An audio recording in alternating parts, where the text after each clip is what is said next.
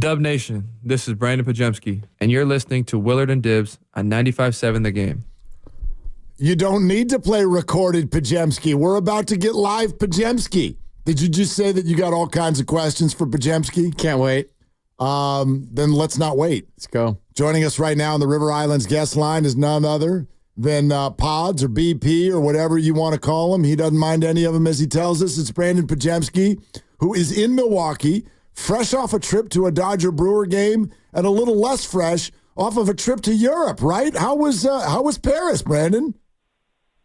Paris was a blast. I had a great time with me and my friends. We were able to do quite a lot. I've been to Paris once before with Santa Clara when I was there for our Europe trip during the summer, so I got to see it one time without the Olympics, and then seeing it with the Olympics was really fun, getting to see the basketball, what it's like, FIBA style. Seeing beach volleyball from the Eiffel Tower was really fun. So just a lot of things that we had, planned to do and we got to do, and it's very different from America. It's very different from Milwaukee, Brandon. But like I was telling Mark before we came on, being in the National League all those years and as a broadcaster, like Milwaukee in the summer is one of my favorite stops. And I saw the picture with you and Brian Anderson, and BA and I are tight, so you probably know him for hoops. I know him from baseball. But I mean, talk about Milwaukee in the summer. I love the ballpark. I love the runs on the lake. We don't stay at the Pfister anymore, the haunted hotel. We stay somewhere else. Yeah. But dude, like Milwaukee in the summertime, I don't think it gets better. It's one of the sneaky sleeper towns on the tour. No, I definitely agree. Obviously I've lived in Milwaukee my whole life, so being here for this summer especially, I haven't been able to spend a summer here really since my senior year of high school. So got to enjoy State Fair, which is in the beginning of August when I got back. Obviously, Summerfest is here.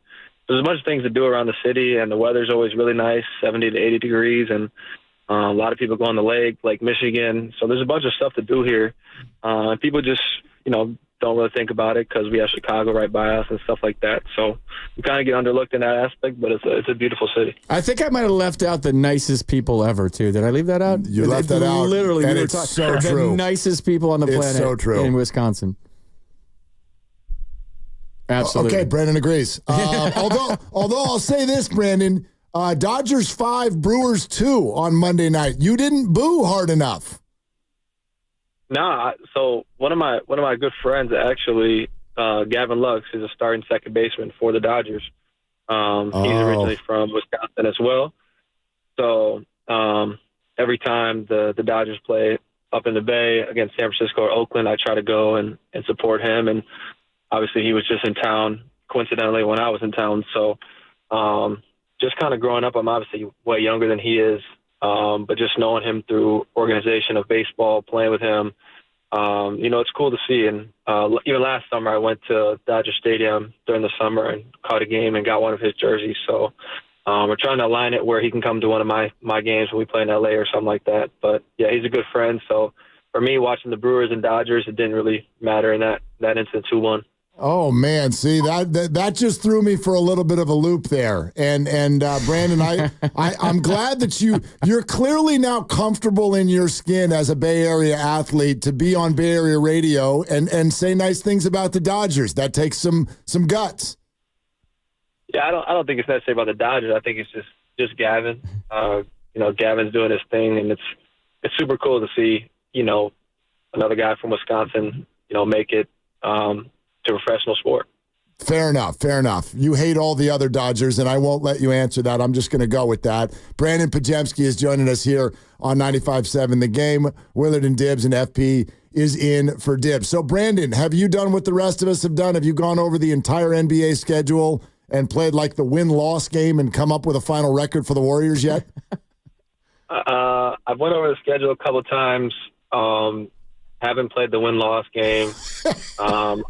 I feel like that'll kind of just work itself out, but I am kind of pleased that we do get a lot of, I think there's a couple of stretches there where we have 5 or 6 game homestands, so it'll be nice to get accustomed to home for a little bit, and then we have some longer road trips, and I kind of really prefer that instead of the playing 2 at home, then go play 3, and then come back and play 2. I'd rather just kind of have them all at once so I can, when I come home, I can unpack my bags, and when I'm on the road, I can, enjoy myself as well. So I like the schedule. Back in Milwaukee, on February 10th.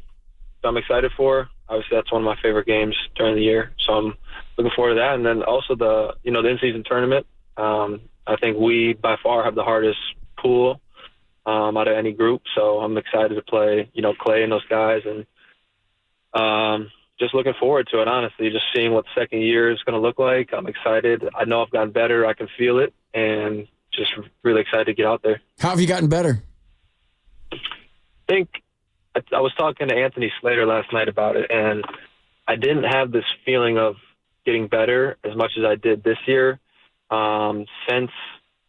this offseason, I should say, since my junior or senior year of high school. And during that time, I really noticed a jump in my game. I could feel it. I could see it. And I haven't really felt that since until this offseason. Wow.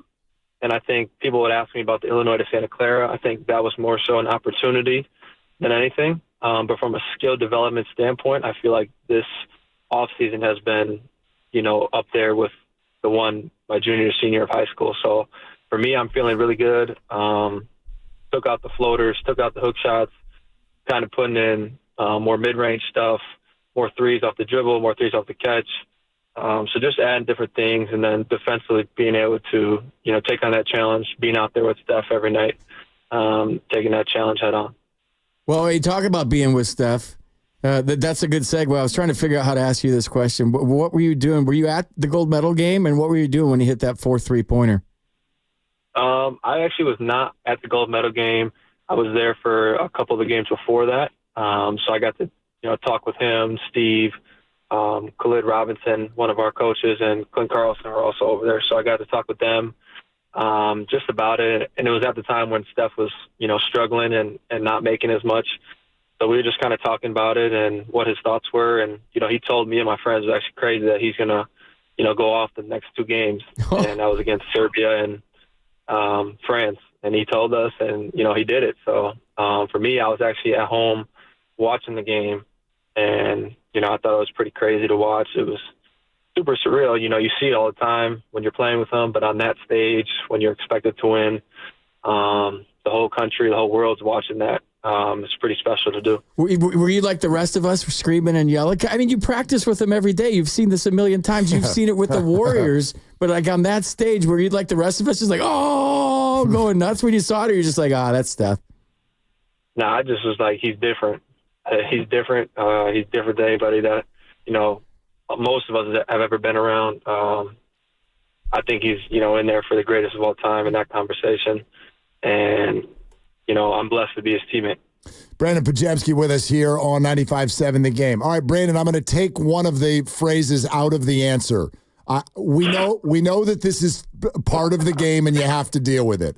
But let us in a little bit. What did this feel like this offseason to have your name be such a central piece to all of the rumors? And I mean this both in a good and bad way. I have to imagine, right? Like, your name is in trade rumors, but you're also hearing your team at least reportedly say, no, he's off the table. We like him too much. What was this experience like for you? Well, I think in one aspect it was different. This is my first year going through something like this. So to have your name kind of rumored in something that you necessarily can't control is definitely different. Something that, as a college kid, as a high school kid, you don't have to worry about because there is no trades.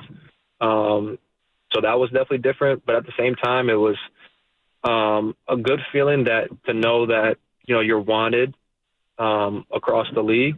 Teams see your value.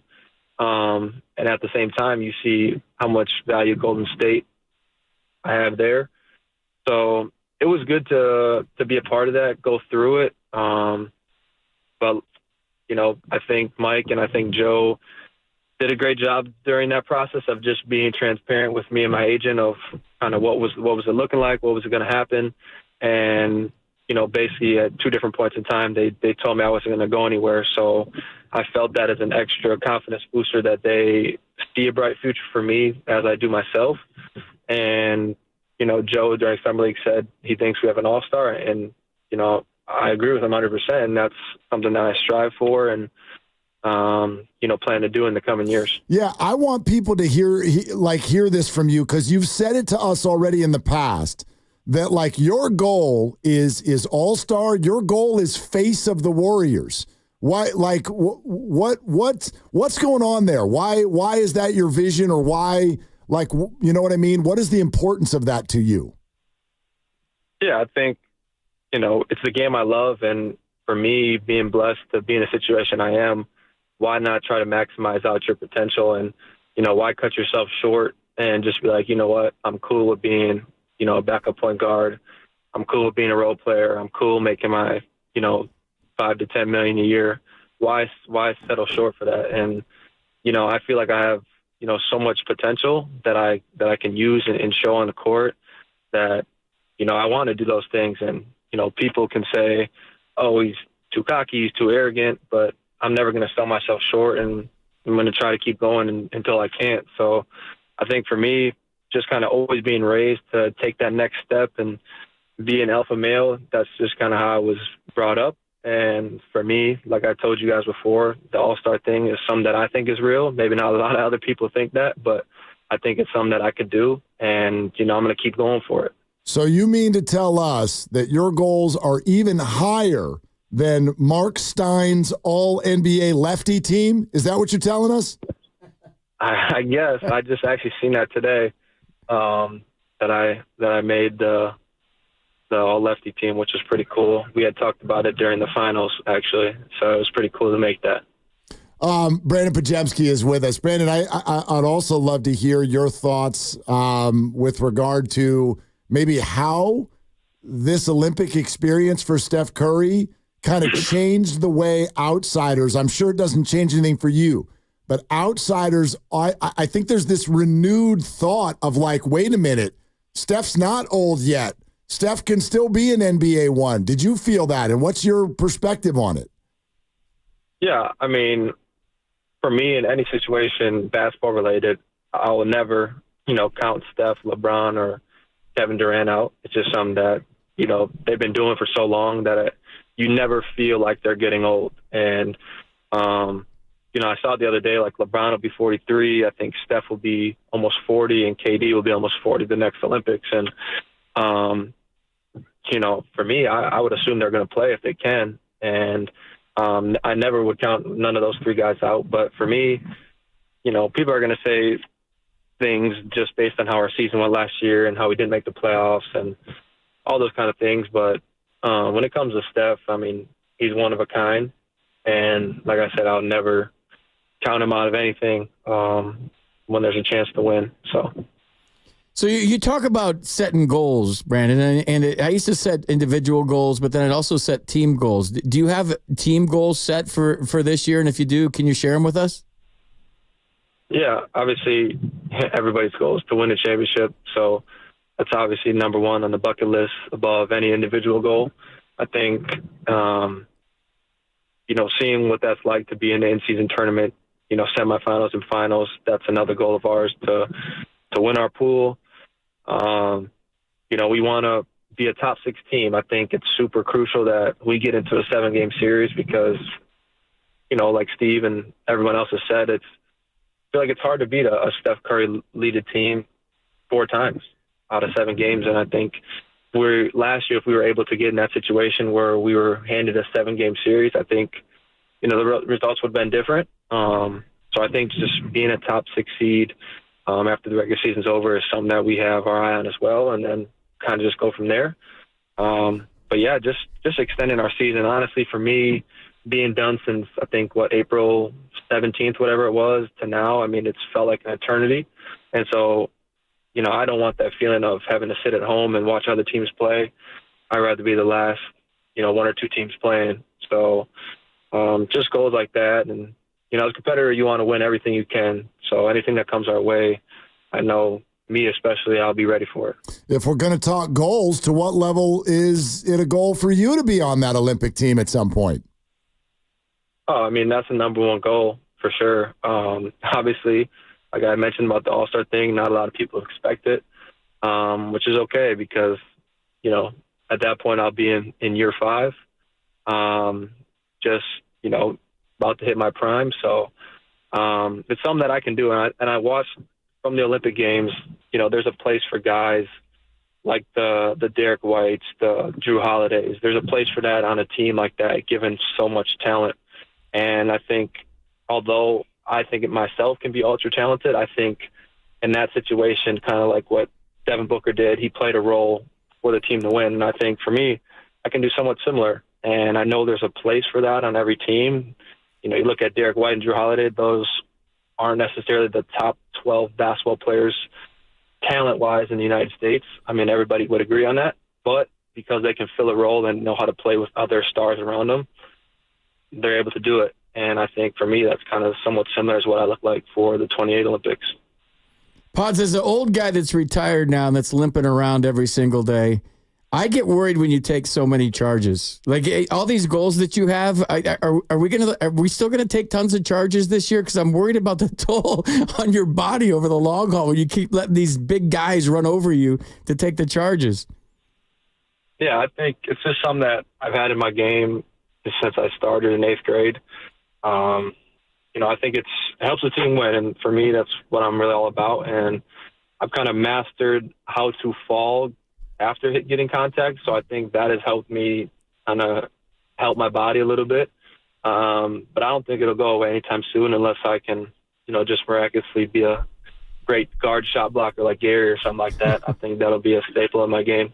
Brandin Podziemski on 95.7 The Game. Hey, before you run, a quick thought on the Lakers at Chase on Christmas Day. I mean, do you do the same thing we do when the schedule comes out? The first thing your eyes do is go straight to Christmas Day. Correct. I think for me, it goes Christmas Day, then it goes when I play in Milwaukee. I think those are my two that I look at right away. But I think this is 12 years in a row now being on Christmas. I mean, you can thank the majority of that to Steph and Clay and Draymond. But yeah, it's an honor. It's only 5 games in that day, and being selected as one of those 10 teams is a blessing. And then now being able to play in my second Christmas Day, one on the road last year at Denver and now at home, just kind of seeing what that's like. And I'm super excited to be a part of that. All right, Pods. Great stuff, man. We really appreciate you hanging out with us for a little bit, and congrats on all the success. And I know everyone's excited that you're still a Dub. Yes, thanks, guys. I appreciate you for having me. All right, there he is. Brandin Podziemski right here on 95.7 The Game.